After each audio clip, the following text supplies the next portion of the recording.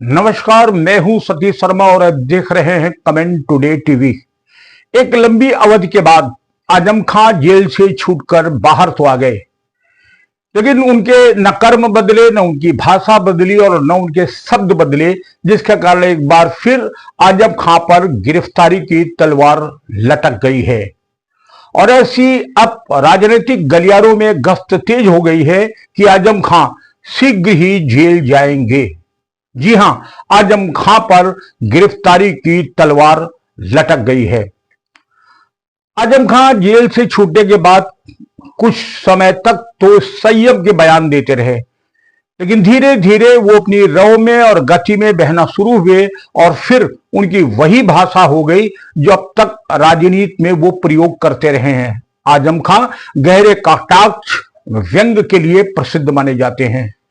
वो किसी पर भी कुछ भी कह देने के लिए स्वतंत्र हैं और यही कारण है कि राजनीति में सबसे बड़बोले नेता के नाम पर आजम खां को ही जाना जाता है। आजम खां ने इधर कुछ ऐसे सुलगते हुए मुद्दों पर बयान दे दिया है जिसको लेकर के सूबे का माहौल गर्म हो सकता है।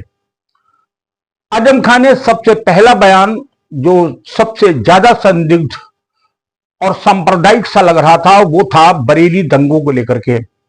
बरेली दंगों पर अपनी प्रतिक्रिया देते हुए आजम खां ने एक चैनल को से बात करते हुए कहा था कि सरकार को बरेली मुद्दे पर यानी तौकीर रजा पर इतना कड़ा एक्शन नहीं लेना था, बल्कि सरकार को चाहिए था कि वो बैठ करके उनसे वार्ता करती। क्या आजम खां ये नहीं जानते हैं या वो भूल गए हैं कि वो वार्ता सरकार किससे करती? क्योंकि जिस समय आई लव मोहम्मद को नाम को लेकर के लाखों लोगों की भीड़ सड़कों पर जुटी, फिर थाने का घेराव किया था, उस समय लाखों की भीड़ के हाथ में पेट्रोल बम थे, कट्टे बंदूक थी, तलवारें थी, लाठी डंडा स्टिकें थी और वो पूरी तरीके से बरेली को एक बार फिर आग में झुलसा देना चाहते थे। और तब पुलिस को मजबूरन वो कदम उठाना पड़ा था।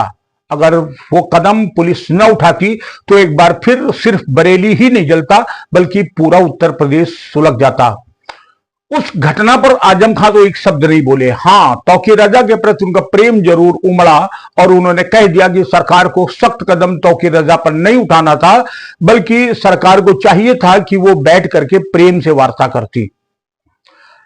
ये बयान आया और गया, लेकिन उसके बाद दीपावली को लेकर उन्होंने जो कुछ भी कहा वो बेहद सनसनीखेज और खतरनाक बयान माना गया है। हालांकि आजम खां से पहले अखिलेश ने भी यही ज्ञान दे दिया था।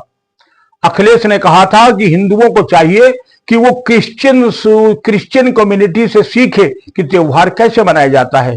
उन्होंने कहा, बार बार दीपक और मोमबत्ती पर पैसा क्यों खर्च करते हो? नहीं करना चाहिए, मोमबत्ती दीपक नहीं जलाना चाहिए। आप क्रिश्चियन कम्युनिटी से सीखे कि त्योहार कैसे मनाया जाता है।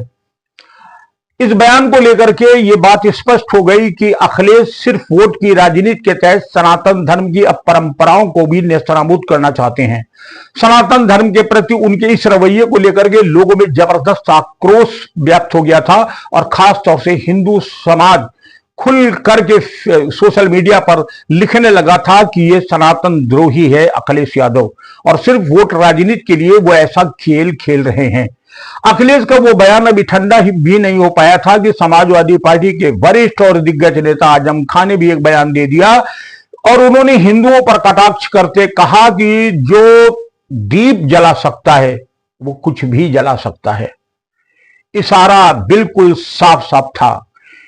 दीपक जलाकर, दीपावली में दीपक जलाकर अपना पर्व मनाने वाले हिंदुओं को बेहद हिंसात्मक और आतंकवादी करार दे दिया आजम खां ने। उन्होंने कहा कि जो लोग दीपक जलाते हैं वो कुछ भी जला सकते हैं। लेकिन जब उन्हें एहसास हुआ कि शायद ये शब्द उनके गलत हो सकते हैं, तब उन्होंने तुरंत अपना बात का रूप बदला और कहा कि दीपक तो रोशन किया जाता है, जलाया नहीं जाता है, और रोशन करके दीपक उजाला देता है। लेकिन उनके वो शब्द काफी गंभीर थे कि जो दीपक जला सकता है वो कुछ भी जला सकता है। लेकिन आजम खां साहब ये बताना भूल गए कि जो बकरा काट सकता है वो कुछ भी काट सकता है। आजम खां ये बताना भूल गए कि जो बकरा खा सकता है वो कुछ भी खा सकता है। और आजम खां के इसी बयान को लेकर के एक बार फिर उत्तर प्रदेश के नहीं बल्कि पूरे देश के हिंदुओं में आक्रोश बन गया। लोगों ने आजम खां के खिलाफ कार्रवाई करने की मांग उठा दी। इतना ही नहीं, उत्तर प्रदेश के मुख्यमंत्री योगी आदित्यनाथ के टेबल पर जब यह बयान पहुंचाया गया तो उन्होंने तत्काल पुलिस के बड़े अधिकारियों के हाथ में वो बयान थमा दिया और कहा कि इस बयान की विवेचना करिए और अगर इसमें आपत्तिजनक कुछ भी लगता है और इस बयान से सूबे का अमन चैन खतरे में पड़ता है तो तत्काल इनके खिलाफ कार्रवाई की जाए। पुलिस उस बयान की जांच पड़ताल कर रही है और यह चर्चा अब राजनीति के गलियारे में गश्त करने लगी है कि शीघ्र ही आजम खां गिरफ्तार कर लिए जाएंगे। क्योंकि ऐसा माना जाता है कि अगर आजम खां लंबे समय तक जेल के बाहर रहे तो इस समय वो इस सूबे को सुलगाने में कोई कसर बाकी नहीं रखेंगे। एक के बाद एक उनके बयान निश्चित तौर पर चुन चुन के दिए जा रहे हैं। उन बयानों में एक तरफ जहां अपरोक्ष रूप से हिंदुओं पर हमला किया जा रहा है, वहीं मुस्लिम समाज को संगठित करने और उनके वोट बैंक को मजबूत करने का गेम भी खेला जा रहा है। ये सब कुछ आजम खां एक षड्यंत्र, एक राजनीति के तहत कर रहे हैं। आजम खां को मालूम है कि उनके ऊपर मुकदमों की इतनी लंबी फहरिस्त और उनके ऊपर कुछ ऐसे मुकदमे जो लगभग सजा सुनाने के बिल्कुल करीब आ चुके हैं।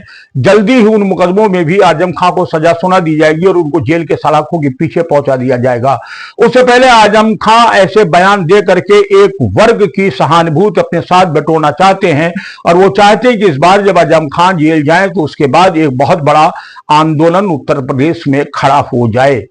इसी मंसूबे को लेकर बार बार आजम खां वो बयान दे रहे हैं जिससे सूबे का माहौल खराब हो जाए, लेकिन सरकार योगी आदित्यनाथ की है, उनके किसी भी बयान को इग्नोर नहीं किया जाएगा और अगर उनके ऐसे ही बयान आते रहे तो आजम खां बहुत लंबे समय तक बाहर नहीं रह पाएंगे। कानूनी कार्रवाई उनके खिलाफ होगी क्योंकि वो बार बार उकसाने वाले बयान दे रहे हैं। ये आजम खां वही हैं जिन्होंने न जाने कितने गंदे संदे बयान दिए हैं। ये आजम वो हैं जिन्होंने कहा था कि डीएम को लेकर कहा था उसे मैं अपने जूते साफ कराऊंगा। ये आजम खां वही हैं जिन्होंने एक समाजवादी पार्टी की एक महिला नेता जो बहुत बड़ी इस देश की फिल्म स्टार है उसके अंडरगारमेंट्स के रंग को भी इन्होंने बता दिया था। ये वही आजम खां हैं जिन्होंने भारत माता को डाइन कह दिया था। कुछ भी बोल देते हैं और कुछ भी बक देते हैं आजम खां, लेकिन आजम खां को इस बार मुंह खोलने से पहले यह सोच लेना चाहिए कि उत्तर प्रदेश में सरकार बाबा योगी आदित्यनाथ की है जो इनको किसी प्रकार से उनके किसी भी गुनाह के लिए माफ नहीं करेंगे। हालांकि आजम खां को लेकर के अनुमान लगाया जा रहा था कि आजम खां जेल से छूटने के बाद मायावती के साथ बहुजन समाज पार्टी में चले जाएंगे। कुछ लोगों ने कहा कि वो एक अलग फ्रंट बनाएंगे और उसमें कुछ अन्य दलों को शामिल कर लेंगे।